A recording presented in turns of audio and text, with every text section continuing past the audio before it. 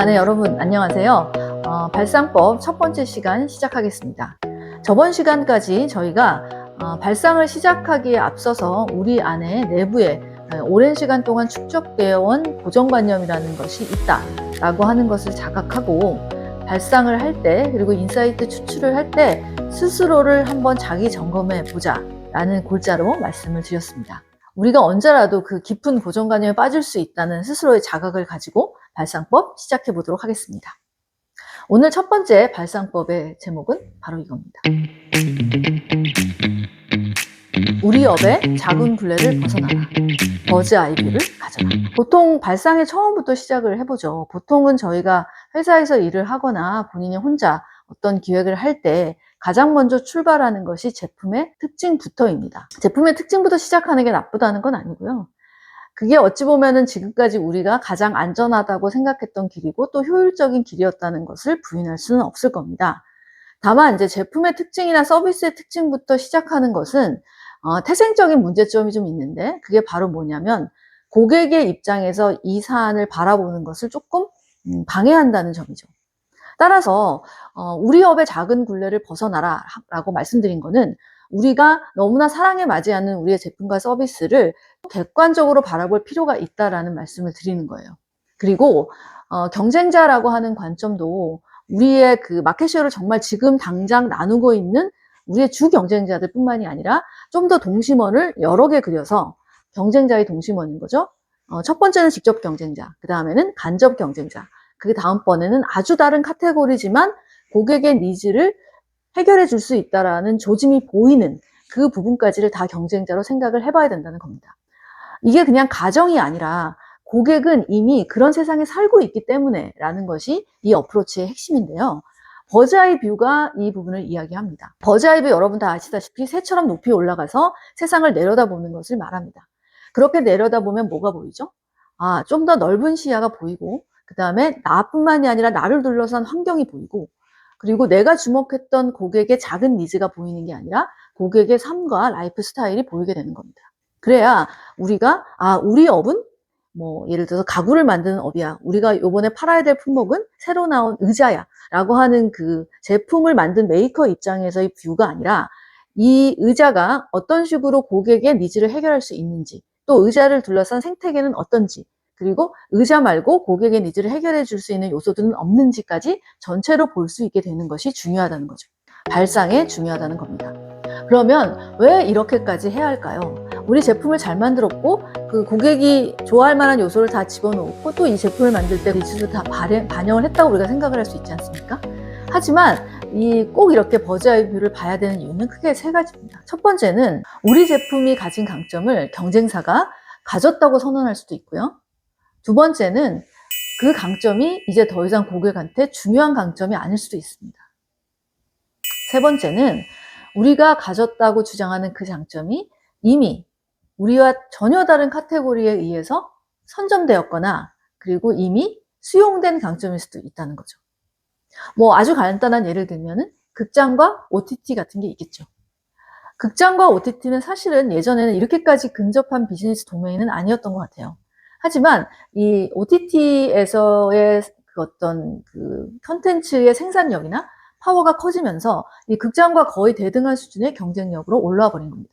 그래서 극장을 가야지만 충족될 수 있었던 고객의 니즈가 이제는 OTT에서도 80%나 90% 이상 충족이 된다면, 이 둘은 더 이상 간접 경쟁자가 아닌 거죠. 그리고 우리가 극장이 메가박스가 CGV에 대해서 경쟁자로 생각하고 커뮤니케이션 전략이나 마케팅 전략을 짜는 것과는 완전히 다른 뷰로 이 OTT에 대적을 해야 된다는 건 여러분들 거의 이제 상식이지 않습니까? 그런 식으로 우리가 고객의 실생활과 그리고 경쟁자 관점을 면밀히 보고, 게다가 굉장히 넓게 보는 것은 발상에서 가장 중요한 요소라고 할 수 있습니다. 네. 우리 업의 작은 굴레를 벗어나라 라는 그 이야기를 좀 더 쉽게 풀어보기 위해서 과거 제가 했던 프로젝트를 소개해 드리겠습니다. 과거 저는 그 국내 프로야구단의 브랜드 리바이탈라이제이션 작업을 진행을 했었는데요. 그를 위해서 미국 본고장, 프로야구의 본고장인 미국 메이저리그의 그 마케터들과 구단 관계자들을 인터뷰하는 기회를 갖게 되었습니다. 저희가 찾고 싶었던 거는 미국 프로야구는 어떻게 그렇게 고객과의 릴레이션십을 탄탄하게 가져갈 수 있고 단순히 이기는 야구가 아니라 정말 지더라도 그 구단을 사랑할 수밖에 없는 어떻게 그런 그 본딩을 만들어냈는가가 굉장히 저희로서는 관심이 가는 영역이었어요. 저희가 갔었던 구장에 샌프란시스코 자이언츠의 마케팅 담당자, 구단 마케팅 담당자가 이야기해줬던 그 경쟁자 정의가 굉장히 흥미로웠습니다. 여러분, 이 도표를 지금 같이 보고 계시는데요. 샌프란시스코 자이언츠의 경쟁자는 누구일까요? 가장 직접적인 경쟁자는 역시 동일 리그의 야구단이겠죠. 뉴욕 양키스도 있을 수 있고 LA 다저스도 있을 수 있습니다. 이거는 야구단이라는 관점에서의 경쟁자죠. 하지만 동심원을 좀 더 키워보면 이야기가 또 달라집니다. 스포츠를 사랑하는 사람들이 즐길 수 있는 대안으로서의 야구를 본다면 굳이 야구가 아닌 축구, 미식축구, 그 다음에 농구 이런 것들도 우리의 경쟁자가 될 수 있다는 거죠. 경쟁자의 동심원은 더 커집니다.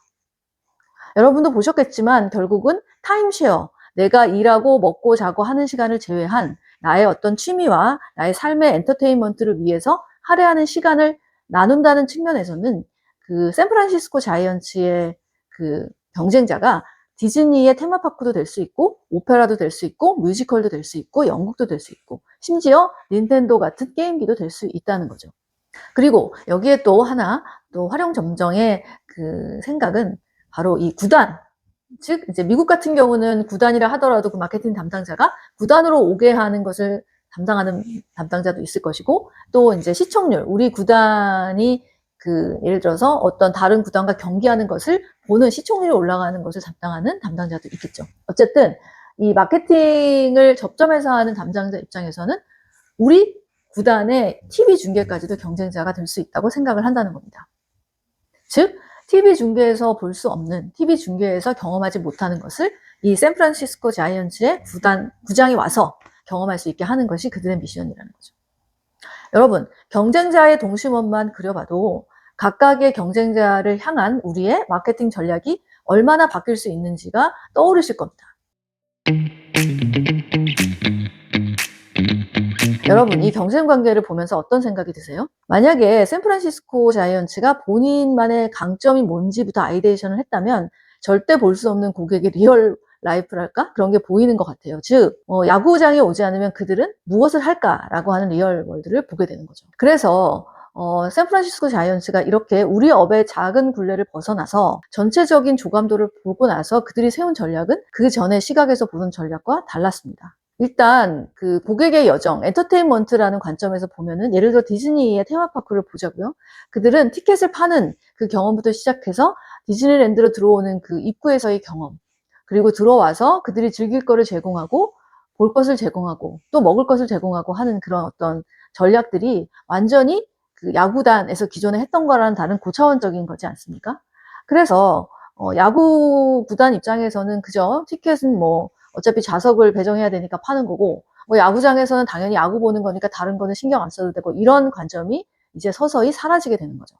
그래서 샌프란시스코 자이언츠도 티켓팅을 하는 그 과정을 또 어떻게 고객 경험할 것인가, 주차장에서 구장으로 들어오는 그 길을 어떤 경험으로 채울 것인가, 그리고 들어와서 비단 야구를 보는 그 시간이 아니라 다른 시간은 어떤 엔터테인먼트 요소를 채울 것인가, 이런 것에 대해서 고민을 하기 시작합니다. 그래서 그 경험들을 더 풍부하게 하면서 좋은 고객 반응을 이끌어냈다고 하는 거죠. 우리 업의 작은 굴레를 벗어나라 라고 하는 거 안에는 이렇게 경쟁자를, 직접 경쟁자, 간접 경쟁자, 그리고 더 큰 의미에서의 우리의 니즈를, 고객의 니즈를 해결해 줄 수 있는 그 모든 것을 경쟁자로 삼는 시각의 전환에 있는 것입니다. 또 다른 사례 같이 하나 공유하겠습니다. 아까는 우리 업의 굴레를 벗어난다는 측면에서 경쟁자를 좀 많이 저희가 봤는데요. 이 사례는 고객 입장에서 본다는 것이 무엇인가에 대한 사례라고 볼 수 있습니다. 버즈아이 뷰에서 보는 고객을 보는 거죠.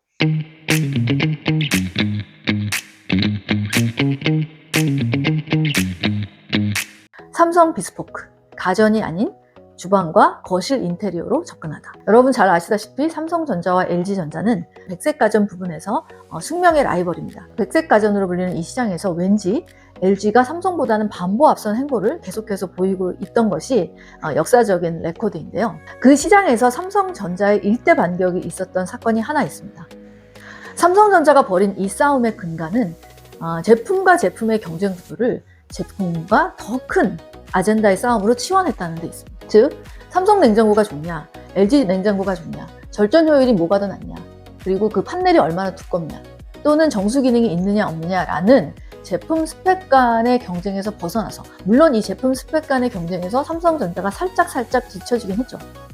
삼성전자가 따라오려고 무척 애를 썼었던 기억이 여러분도 있으실 겁니다. 어쨌든 항상 질 수밖에 없는 그 싸움에서 과감히 벗어나서 삼성전자가 선택한 전략이 바로 이 버즈 아이뷰를 통한 업의 굴레에서 벗어난 것이었습니다.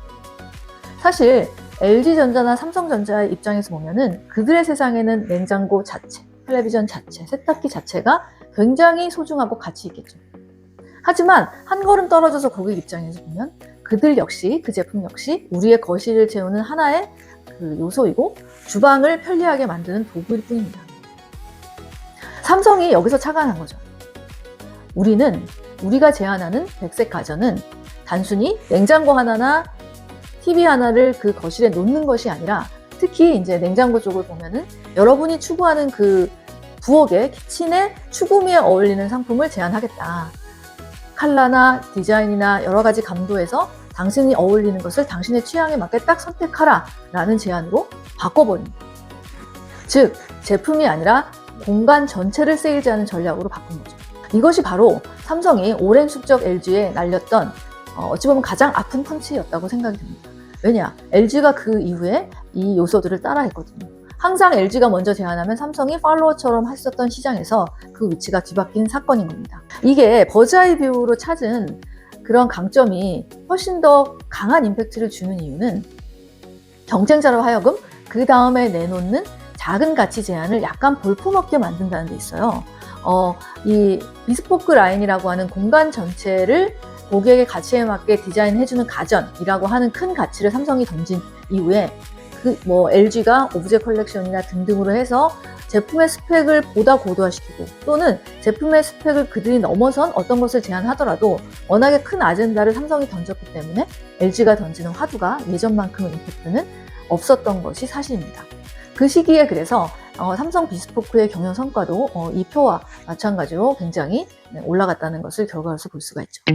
여러분, 그러면 버즈아이뷰를 가지려면 어떻게 해야 될까요? 첫 번째는 기본적인 본인의 마인드 세팅을 좀 다르게 해야 됩니다. 고객 관점에서 사안을 봐야 된다는 거죠. 고객은 우리 상품만으로 세상을 구성하지 않습니다. 그들은 니즈를 해결할 뿐이지 우리 상품의 스펙을 바행하는 것은 아니라는 거. 두 번째는 고객 관점을 탑재한 이후에는 정말 넓게 세상의 동향에 대해서 좀 어느 정도의 이 와이드 앵글화 되어 있는 그 정보 습득이 좀 중요한 것 같습니다. 즉, 사례도 많이 보셔야 되고요. 그리고 특히 그 보더리스, 경계를 넘는 어떤 산업과의 콜라보나 아니면은 프로덕트의 기획이나 캠페인의 런칭, 이런 거를 좀 주의 깊게 계속해서 아카이브 하실 필요가 있는 것 같아요. 세 번째는 좀 근원적인 처방인데, 제가 이 다음 시간에 이제 소개해드릴 업의 정의를 좀 크게 하는 거랑 일맥상통한 얘기인데요. 우리가 우리 스스로의 브랜드 미션과 비전을 좀 넓게 가질 필요가 있습니다. 지나치게 제품 위주로 좁게 설정을 하다 보면은 어찌 보면 바운더리에 막혀서 발상 자체도 좁아질 수밖에 없습니다. 예를 들어 우리가 화장품을 잘 만드는 기업이라고 하는 선언과 여성의 뷰티를 책임지는 기업이라고 하는 선언, 또는 여성의 삶을 풍요롭게 하는 기업으로 선언하는 것, 이 각각이 가지는 이 층위와 사이즈가 좀 다르다고 느껴지지 않습니까? 오늘 발상법 첫 번째, 버즈아이뷰를 가져라. 우리 업의 작은 굴레로부터 벗어나라 편이었습니다. 이 컨텐츠가 도움이 되셨다면 구독, 좋아요 부탁드리고 다음 컨텐츠에서 또 뵙도록 하겠습니다. 감사합니다.